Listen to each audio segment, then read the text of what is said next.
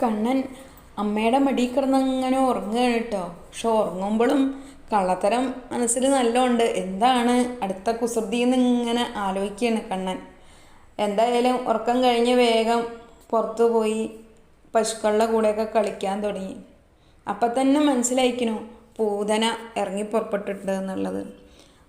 കണ്ണൻ വേഗം കുഴൽ വിളിക്കാൻ തുടങ്ങി. ഈ കുഴലിൻ്റെ നാദം കേട്ടപ്പോൾ തന്നെ പൂതനയ്ക്ക് മനസ്സിലായി കണ്ണൻ ഇവിടെ അടുത്ത് എവിടെയോ ഉണ്ട് എന്നുള്ളത്. വേഗം പൂതന കണ്ണനെ എടുത്തുകൊണ്ട് പോയി ഹൃദയത്തോട് ചേർത്ത് വെക്കുകയാണ്. എന്തെന്നില്ലാത്ത ഒരു സുഖം പൂതന അനുഭവിക്കുകയാണ്. അപ്പോൾ ഉണ്ണിക്കണ്ണൻ മുഖത്ത് നോക്കി ഇങ്ങനെ ചിരിക്കുകയാണ് കേട്ടോ. എന്താണ് ഈ ചിരിക്കണത് അത് പൂതനയ്ക്കും അറിയില്ല. പക്ഷേ ഈ ഉണ്ണിയുടെ മുഖം കണ്ടിട്ട് എങ്ങനെയാണ് താനീ മുലപ്പാൽ കൊടുക്കുക, വിഷപ്പാൽ കൊടുക്കുക? താൻ കൊടുത്തിട്ടില്ലെങ്കിലോ കംസൻ തന്നെ കൊല്ലും. ഉണ്ണിയുടെ കയ്യിൽ നിന്നാണ് മരിക്കണമെങ്കിൽ മോക്ഷപ്രാപ്തിയായിരിക്കും.